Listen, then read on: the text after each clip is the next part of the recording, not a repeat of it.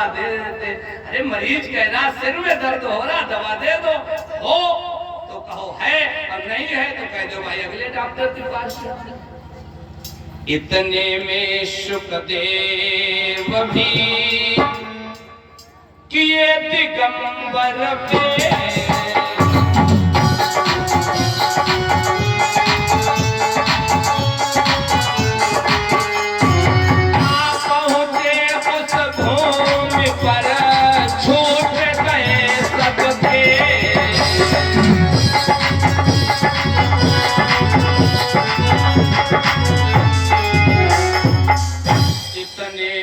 शुकदेव भी किए दिगंबर वेश, आप पहुँचे उस भूमि पर छोड़ गए सब केश।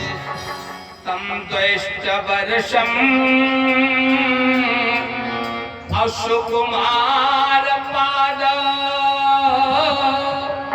तम द्वेष्ट वर्षम, तम माने उस द्विअष्ट वर्षम, द्विअष्ट 8 दूनी 16 वर्ष की अवस्था है। 16 years old, only 16 years old, केवल 16 वर्ष की अवस्था। छोटे छोटे पैर अपनी उत्तम आभा के द्वारा सारे समाज को प्रकाशित करने लगे। बोलो श्री सुखदेव जी महाराज की। राजा परीक्षित ने बालू का आसन दिया, क्योंकि वक्ता को थोड़ा ऊंचाई पर बैठना चाहिए ताकि वक्ता और श्रोता दोनों का तारतम्य बना रहे। दंडवत प्रणाम किया। राजा परीक्षित से श्री सुखदेव जी ने पूछा व्हाट्स प्रॉब्लम, क्या समस्या है? राजेंद्र परीक्षित ने कहा आई हैव ओनली 7 days, मेरे पास केवल 7 दिन। श्री सुखदेव जी ने कहा डोंट वरी, बी हैप्पी, तुम्हारे जैसा शिष्य मिल जाए 7 दिन तो बहुत है। खट्वांगो नाम राजर्षि,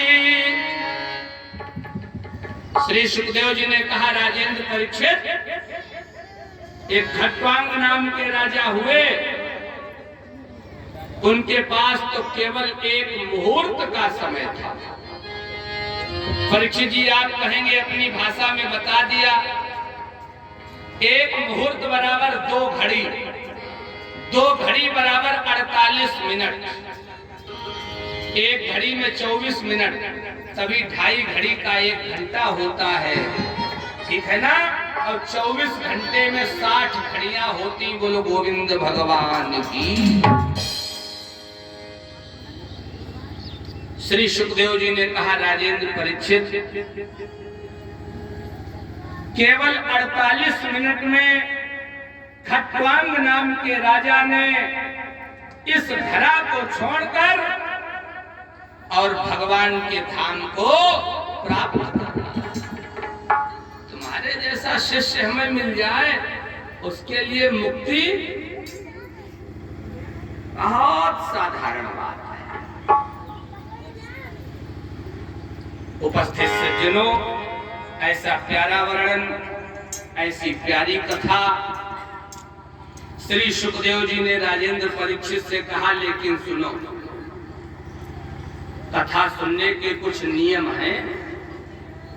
परीक्षित जी हमने आपको बताए थे, अब सबके लिए अलग अलग है।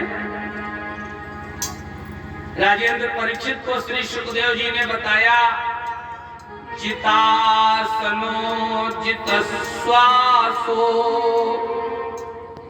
जित संगो जितेन्द्रियः।